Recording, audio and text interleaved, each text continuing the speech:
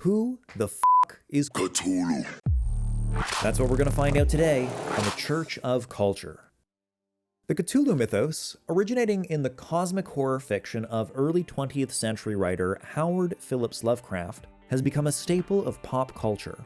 His stories have inspired dozens of films and role-playing games and countless many musicians, visual artists, and storytellers, from Dungeons & Dragons and World of Warcraft to Rick and Morty and Doctor Strange. The monsters and madness of Lovecraft's fictions are the assumed cosmic setting against which the drama of these worlds unfold. After all, what is real if our perceptions cannot be trusted? Anduin! Today, I'm going to explore that cosmic setting through Lovecraft's The Call of Cthulhu, which is the source material for one of the most prolific horror monsters of all time. According to this story, a monstrous squid dragon was released from the sea on April 2nd, 1925. This creature is not made of matter in the traditional sense. It's made of a gelatinous, shape-shifting substance, and it's worshipped by a global cult who uses licentious, orgiastic magic, human sacrifice, and intoxication to worship and commune with this creature. All right, drop your knives. At the sound of the maracas, let the orgy begin. The premise of today's show is that I'm going to play with this idea as if it were true. If Cthulhu is a real god, what exactly is it the god of? Once we get around Lovecraft's personal hang-ups, we find a beautifully crafted cosmic entity that can provide us some genuine insights about life, the universe, and everything, as any god should. So let's dive into the depths of this most loved monster, and find out precisely which parts we should fear, and which parts we should embrace. Given the radical change in acceptance of tentacles in recent years, I think we can finally get around to having a nuanced discussion about this most important matter. And who better to provide us this truth than with a priest of the cult of Cthulhu itself? Breaking news here in the Gulf, Tom. The dark ancient god Cthulhu has called for a press conference. Hello and welcome to the Cult of Cthulhu. I'm proud to announce that after all of these millennia, we have finally decided to go public. I think that this is an occasion, if any, that deserves a good glass of wine. You see, Cthulhu has suffered something of a PR nightmare. Definitely doesn't help when your only prophet thinks you're a horrifying monster only to be feared and never to be loved. We love him! My name is Silas, and I am proud to be the cult's first ever public relations officer. So, let's dive in and learn a little bit more about our great Lord Cthulhu.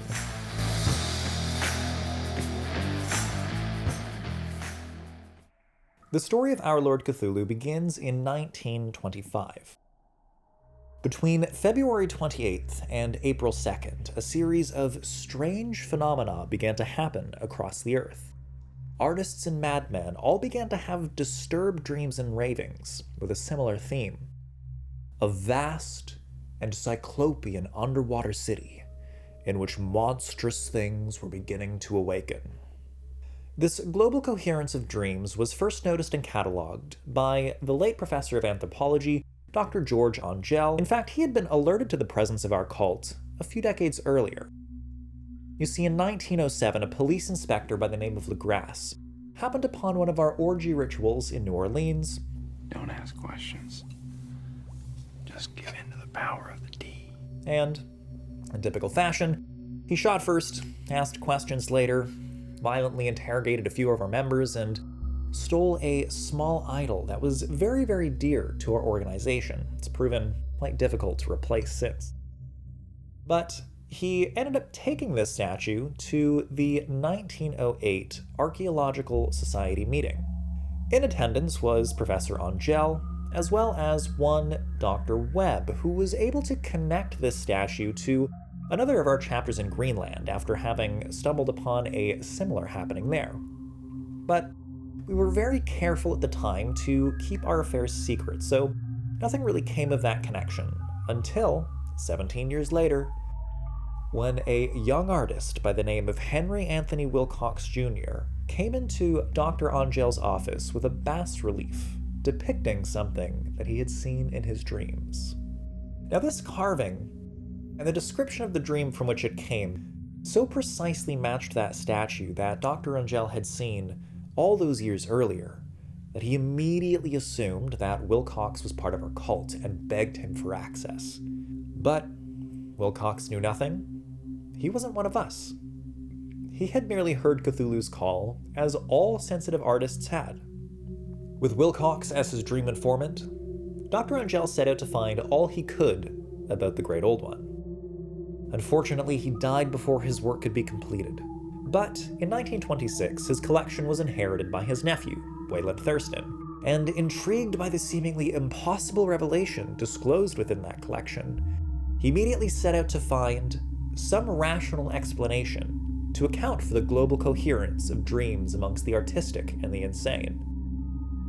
But, inevitably, his search led him beyond reason. His discovery of the truth picks up with an April 1925 copy of the Sydney Bulletin. Mystery derelict found at sea. Vigilant arrives with helpless armed New Zealand yacht in tow. One survivor and dead man found aboard. Tale of desperate battle and deaths at sea. Rescued seaman refuses particulars of strange experience. Odd idol found in his possession. Inquiry to follow. Thurston ends up following this lead to Norway, where the captain of the New Zealand yacht, Gustav Johansen, had returned after his harrowing ordeal. Unfortunately, the captain suffers a tragic accident and dies before Thurston could reach him. And of course, Thurston immediately concludes that we had somehow killed him. Oh, you are so funny, I could just assassinate you! But I find the idea preposterous. We never sacrifice anyone or anything without explicit consent. And as for assassinations, well, in this case, that's not our style. Would that be any way to thank a man who had paved the way for a holocaust of ecstasy and freedom? Oh, yeah. I think not. I would personally like to thank the good captain for his service to our cult, even if he did have to kill a few of our members along the way. Thurston's trip was not without its fruits. He was able to procure a copy of the notes that Captain Gustav had taken to chronicle the journey that he had undertaken. As he tells it, Gustav had sailed off the coast of Australia with 11 men. And on that fateful day when the artists and the insane began to have disturbed dreams and ravings, they were caught in a storm that took them off course. On March 22nd, they were supposedly attacked by a group of indigenous Australians and had no choice but to kill them all. But they were later not found on their own ship, but on a cult ship called the Alert. And it is on the Alert that the captain and his crew stumbled upon our Lord Cthulhu. This time they appear to have unleashed the dark and mighty Cthulhu. Here's how Thurston recounts the tale. Everybody listened, and everybody was listening still, when it lumbered slobberingly into sight, and gropingly squeezed its gelatinous green immensity through the black doorway into that tainted outside air of that poison city of madness. Poor Johansen's writing almost gave out when he wrote of this. Of the 6 men who never reached the ship, he thinks 2 perished of pure fright in that accursed instant. The thing cannot be described. There is no language for such abysms of shrieking and immemorial lunacy. Such eldritch contradictions of all matter, force, and cosmic order. A mountain walked or stumbled. God! What wonder that across the earth a great architect went mad, and poor Wilcox raved with fever in that telepathic instant. The thing of the idols, the green sticky spawn of the stars, had awakened to claim its own. Have you ever tasted sticky spawn of the stars, though? I find it quite delightful, but I understand it might be a bit of an acquired taste. Now, unfortunately, the captain and his men were not the freedom and ecstasy-loving type, so many of them died in their encounter, I'm sure from the sheer shock of seeing such a truly magnificent being. Really, boys, we must be doing our Kegels and breath work if we are to be confronting Cthulhu so directly.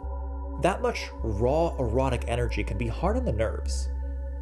After merely reading about the encounter, Thurston waxes dramatic. "I have looked upon all the universe has to hold of horror," he says, "and forever after, the skies of spring and the stars of summer must be poison to me." I've been traumatized! Honey, relax. The great thing about Cthulhu is that it really does not care about you at all. It's not like these other gods who are out here condemning people to eternal damnation for masturbating. Come on, don't touch yourself. But to protect what remains of his oh-so-fragile sanity, Thurston makes a rather anticlimactic conjecture at the end of his tale. His accursed city is sunken once more, for the Vigilant sailed over the spot after the April storm. He must have been trapped by the sinking whilst within his black abyss, or else the world would be now screaming with fright and frenzy. I may wake up at any moment. Nah. Hate to break it to you, Thurston, but something that powerful isn't simply going to fall back into the ocean. No. Cthulhu was indeed freed on April 2nd, 1925, and roams the cosmos still.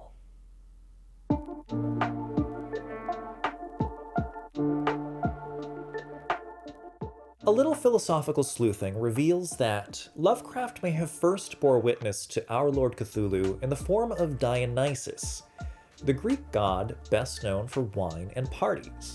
Dionysus and his more civilized counterpart, Apollo, were a favorite of the philosopher Friedrich Nietzsche, who in turn was a favorite of Lovecraft's. And it is Friedrich Nietzsche's take on these deities that sneaks their way into the tale of the Call of Cthulhu.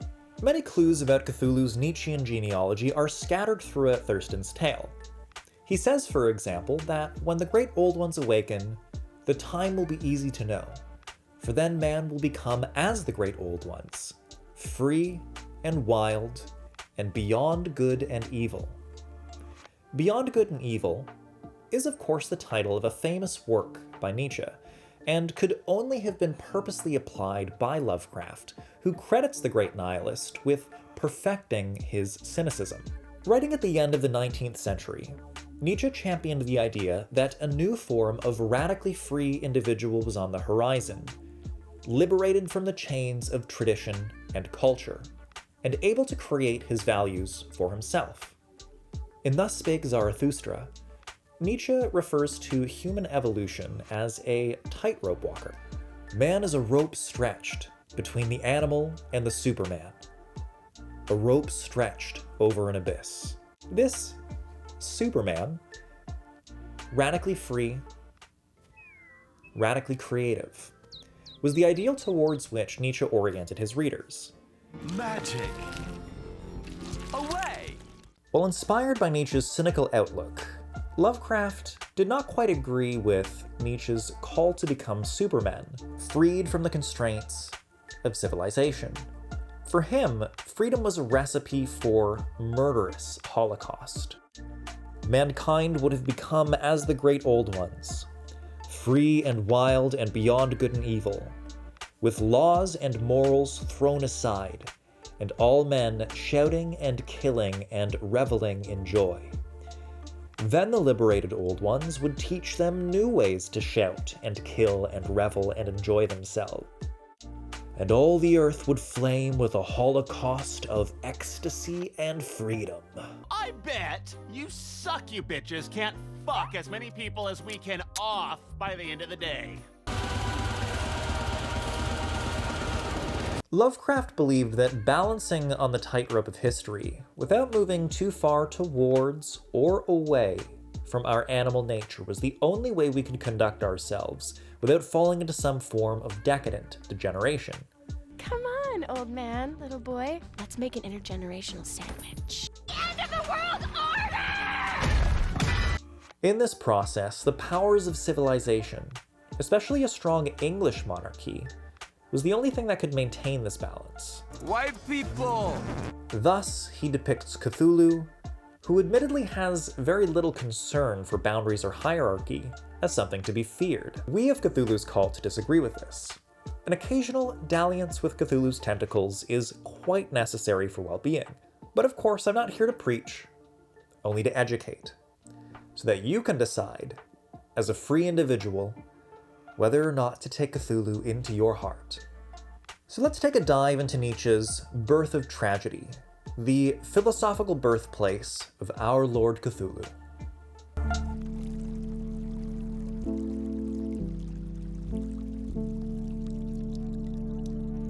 The Birth of Tragedy discusses the art form of Greek tragic theater as an integration between two forces embodied in the gods of Apollo and Dionysus.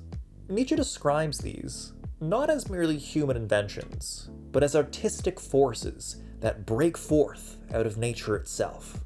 He draws an analogy between two states of consciousness to articulate how these forces are represented in human experience.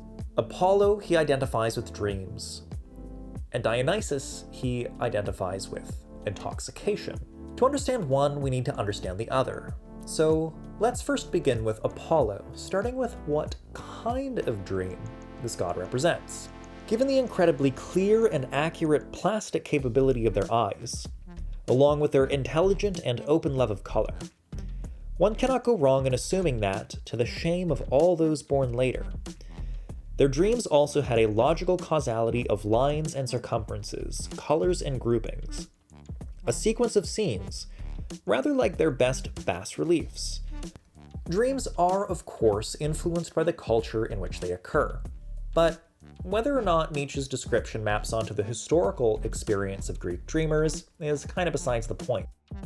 When we're reading his text, we must understand Apollo not to be the god of dreams in general, that's the domain of Morpheus, but as the god of clear and inspiring dreams. As such, Apollo finds himself represented as the god of prophecy among the ancient Greeks. The reference to bas-relief, a style of art that involves cutting an image out of a block of stone, is symbolically important and provides us another clue as to Cthulhu's Nietzschean genealogy.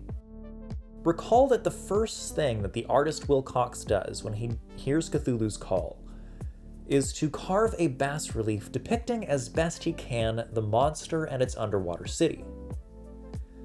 But unlike the clear and linear lines of the Greek bas-relief, Wilcox's carving is described as prehistoric, illogical, perhaps primitive, indicating that he is depicting something that is far older than the clear lines that the Greek mind imposes upon reality. Of course, Nietzsche points out that the clear and linear structure of the Greek dream is not restricted to the sleeping mind. We take Apollo's dreams into the world when we awaken. To perceive the world as orderly and just, beholden to ethical laws that could somehow meaningfully guide us towards a greater good, is an illusion cut into the stone of reality by Apollo. Hooray! Everything is meaningless! Greek philosophers like Socrates and Plato were champions of this Apollonian dream at its extreme. They believed in a heavenly realm that transcended nature, and they described this realm as pure and perfect, orderly, clean, entirely good, and entirely just. Foolishly, they believed this dream to be more real than nature herself. Now, every dream serves a purpose. We're here to convince you not to kill yourself, sir. The philosopher's dream is no different. It allowed these people to sublimate their fears and anxieties about the icky, sticky mess of nature. Now, over the centuries, the cult of Dionysus and the cult of Cthulhu did team up to try to bring these Platonists back down to earth, but to little success as the historical record shows. Believe me, it is quite complicated to try to get a man laid when his whole spiritual program revolves around surrounding himself with hot boys but not touching any of them. Apollo and his philosophers aspire to be always rational, always calm. Their relationship to reality is something like a painter at a museum. They might enjoy what they're seeing, but they never really get involved in it. Fittingly, Nietzsche tells us that as a god of art, Nietzsche offers us poetry and painting. He is king of the orderly, the static, the Stoic, and while he may depict passion, he always remains removed from it, outside of the frame. The Apollonian dream must always be tidy and clean, picture perfect. Taking a more psychological perspective, Nietzsche describes Apollo as the individualizing principle. This closely parallels the concept by his later contemporary Carl Jung, the famous psychoanalyst, who referred to this concept as individuation. The individualizing principle or individuation refers to the process of growing up and developing a stable identity, separate from others and from the world. It's essentially the process of ego formation. As a person grows up and develops their own agency and their own autonomy, accompanying that greater aptitude for self-sufficiency comes a new ideal of the self, as separate from the parents, as separate from the world. And it is Apollo who presides over this process, chiseling into the rock of our being to carve out one of many possible identities that we can form across time. The ideals of personhood that we aspire towards are, of course, subject to differences depending on cultural norms. The ideals towards which we aspire have loosened up quite a bit since Lovecraft's time. But in the 1920s, when the ideal of the 19th century English aristocracy still reigned supreme, that ideal was deeply informed by the dispassionate and stoic remove of the Apollonian Platonist. Lovecraft loved cats and hated dogs because cats embodied that graceful, aloof self-possession that he associated with the English aristocracy that he loved so much. Dogs, on the other hand, were a little more ecstatic, fun-loving, and, in his eyes, clumsier, which reminded him of all the things he didn't like about the lower classes, who actually knew how to have a good time. His depiction of Cthulhu, worshipped by the indigenous and the working class, embodies his fear about the threat that ecstatic excitement poses to the Apollonian ideals of the aristocracy. And it is from Dionysus that these ecstatic threats come. Yo! Hey! Oh man, sorry I'm late. You know, orgy stuff.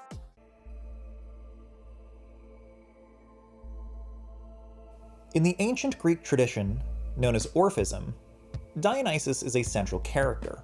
According to Orphic legend, Dionysus is murdered, torn apart, and consumed by the planetary processes that the Greeks understood as Titans. Initiation into the Orphic religion involved a ceremony reenacting the suffering, death, and rebirth of Dionysus, a rebirth of the soul.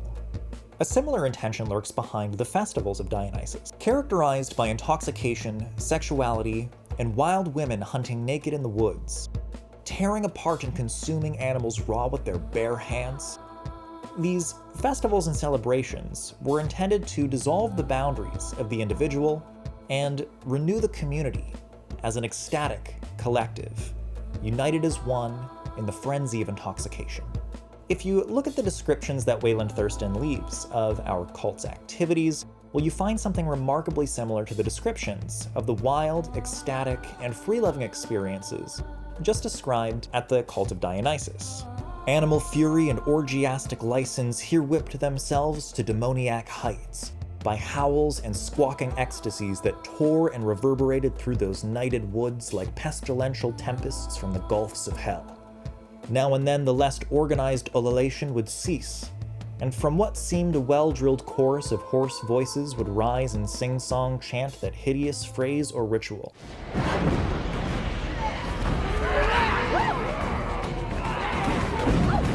Nietzsche connects the dismemberment of Dionysus to the dismemberment of the processes of nature into discrete, biological, and discontinuous beings. We are discontinuous in two senses. On the one hand, you and I obviously inhabit separate bodies. There is a spot where you end and where I begin. I am not continuous with you in the same way that I'm continuous with my hand. And yet there is something higher that unites us. And in the Orphic religion, this was represented in the idea that there was a spark of Dionysus within each of us. When our individual boundaries are dissolved at the Dionysian festival, it was thought that the dismembered body of Dionysus was being put back together, we as his separate limbs being rejoined in that joyous whole that unitary body of Dionysus, in which we were all but temporarily separated limbs. Do you remember? Yeah, I think so. A long time ago, I was you, sort of. And I crashed on Earth and became a butterfly or some biz. And I guess it was just some random absurd thing. Just a joke I've been playing out for centuries. But still we are doomed to be unlike Dionysus. For while this thing as a god may be eternal, we're all going to die! This is the second sense in which we are discontinuous. There is a point at which our life begins, and there is a point at which our life will end. Death is that point of discontinuity for the object that we call the self. Where Apollo is embodied in the figures clear-cut in the bas-relief, Dionysus is that block from which those things are carved.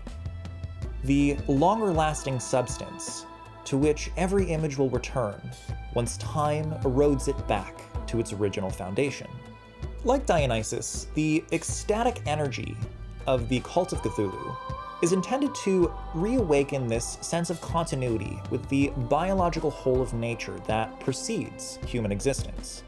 As with the connection between Apollo and dreams, we must ask exactly what kind of intoxication best fits the Dionysian character. Citing the philosopher Schopenhauer, Nietzsche describes the domain of Dionysus as that monstrous horror which seizes upon a man when he suddenly doubts his way of comprehending illusion, when the sense of a foundation in any one of its forms appears to suffer a breakdown. If we add to this horror the ecstatic rapture, which rises out of the same collapse of the individualizing principle from the innermost depths of human being, yes, from the innermost depths of nature, then we have a glimpse into the essence of the Dionysian, which is presented to us most closely through the analogy to intoxication. While Nietzsche's reference to narcotic drink is rather vague and based on the association between Dionysus and wine, alcohol doesn't quite fit the bill. Unless you count blacking out, it doesn't really have a reputation for collapsing the individualizing principle or making people doubt their way of comprehending reality. Elsewhere, Nietzsche describes this Dionysian dissolution as a mystical longing for the infinite. Again, doesn't really hold up to our typical experiences with alcohol. But add a pinch of LSD into the mix, and then we're getting somewhere. The world of ancient Greece and Rome was full of mystery religions, which would center themselves around a certain mystical secret that would be disclosed to initiates during certain sacred rituals. Often enough, these rituals would involve the ingestion of one or another psychedelic compound, or at least methods that would produce similar experiences. I'm timed! I'm literally timed! But a book called The Immortality Key by Brian Murarescu provides new evidence for the use of psychedelic potions amongst the ancient Greek mysteries. Focusing on the Eleusinian mysteries, dedicated to that tentacle of Cthulhu known to us as Persephone, Murarescu provides new evidence that psychedelic brews were in fact used during the mystical rituals of Eleusis, which were known to promote experiences of the death and rebirth of the goddess Persephone, very similar to the Dionysian experience of becoming one with nature and encountering the regenerative nature of spring. An especially compelling piece of evidence is the finding of trace amounts of a fungus known as ergot in certain ritual vessels used at the Eleusinian mystery temples. Ergot is the fungus from which Albert Hofmann first synthesized LSD, or acid, in the 1930s. LSD is part of a family of drugs called tryptamine psychedelics. This family also includes magic mushrooms and DMT. DMT. Dimethyltryptamine is DMT. These drugs are well known to produce experiences of mystical unity with the universe by breaking down the boundaries of the ego.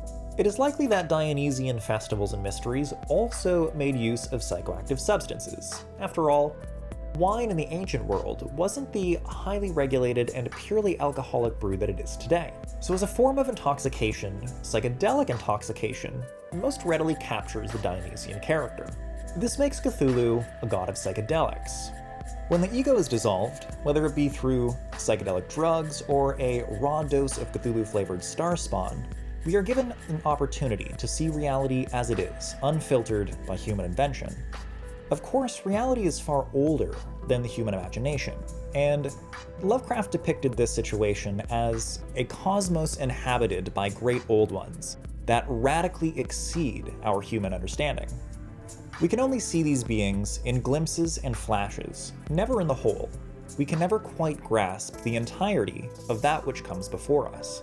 The glimpses that we catch may sometimes be pleasant, sometimes uplifting, but at other times they can be horrifying, madness-inducing, compromising of our very sanity. The universe is basically an animal and grazes on the ordinary, creates infinite idiots just to eat them. Here, Apollo comes to the rescue, trying to revise the messy murk of raw reality with concepts like goodness, love, care, and a higher power that has our interests in mind. In the contemporary world, Apollo is most active in the imagination of the scientist, where this process of a revision of the mystical is currently active and underway with the introduction of psychedelic compounds into the practices of psychotherapy. In this domain, the scientist focuses only on those aspects of mystical experience that are positive and therapeutically useful. And they've confirmed for me that perhaps the very ground of being, or the nature of consciousness, is what they and the mystics describe as love or some kind of great awakening. Isn't assimilation amazing? No, it's horrifying. But beyond those love and light experiences that are therapeutically useful, there lie great depths of horror. In making sense of the space beyond our imagination, Nietzsche saw a realm ruled by Dionysus. But here at the Cult of Cthulhu, we see varying degrees of the Great Old One itself. Experiences of love, light, and unity are an encounter with just the tip of Cthulhu's tentacles. Just the tip. Taking just this little bit of Cthulhu into our hearts can be fun and liberating. And as the research into psychedelic-assisted psychotherapy shows, it can even heal us of trauma and depression. But as we trace Cthulhu's tentacles from their liberating tips back towards the cosmic bulk of its body, we find a dimension that doesn't quite as well easily fit into our concerns, our notions, our cares. What we find is something so radically beyond ourselves that it compromises ourselves emotionally, psychologically, and physically. Those dimensions can only be beheld by the initiated. As Lovecraft informs us at the beginning of the Call of Cthulhu, the human body carves up meaning at a human scale. The most merciful thing in the world, I think, is the inability of the human mind to correlate all its contents. We live on a placid island of ignorance in the midst of black seas of infinity, and it was not meant that we should voyage far. The sciences, each straining in its own direction, have hitherto harmed us little. But someday the piecing together of dissociated knowledge will open up such terrifying vistas of reality, and of our frightful position therein, that we shall either go mad from the revelation, or free from the deadly light, into the peace and safety of a new dark age. We must thank the process of evolution for this merciful situation, where when we look out our eyes towards each other and towards those things that most immediately concern us, we see a world that is pleasant, in which there is beauty. But zoom far enough in or out, and horror lurks there. A mind that opened itself fully to nature without sentimental preconception would be glutted by nature's coarse materialism, its relentless superfluity. An apple tree laden with fruit. How peaceful, how picturesque. But remove the rosy filter of humanism from our gaze and look again. See nature spuming and frothing, its mad spermatic bubbles endlessly spilling out and smashing in that inhuman round of waste, rot, and carnage. From the jammed glassy cells of sea roe to the feathery spores poured into air from bursting green pods, nature is a festering hornet's nest of aggression and overkill. Nature is no picnic up close. Oh no! Stop looking! I can't stop! I've never wanted to die more than I do now! Both Dionysus and Cthulhu as his successor are precisely the overkill of nature incarnate. This superfluity of nature is an eternal threat to the cool calm of rational order, which always seeks stability, But nature and evolution works in ever-changing cycles of generation and destruction. Now, Apollo and Dionysus are both gods of art, so what art form captures the Dionysian character? Nietzsche cites festival and music, where the Apollonian relationship to reality is analogous to viewing a painting at a museum. Dionysus's reality is intimately involved, kind of like the ecstatic dancer on a cocktail of LSD and ketamine at Burning Man. But sometimes his ecstasy grows so strongly that it violates the boundary between self-world and other so thoroughly that it no longer exists.